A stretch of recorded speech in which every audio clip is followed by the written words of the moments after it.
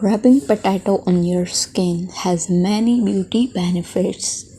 They are rich in vitamin C, which is vital for maintaining skin health. It also helps to soften your skin. Potato face mask. Take one potato and peel the skin. Grate it, crush them in a mortar to make a paste. Take 1 teaspoon of potato paste and 1 teaspoon of yogurt. Mix them well.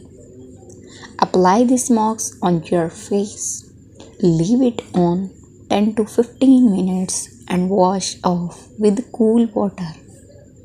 This mask is extremely beneficial to get rid of facial blemishes and dark spots.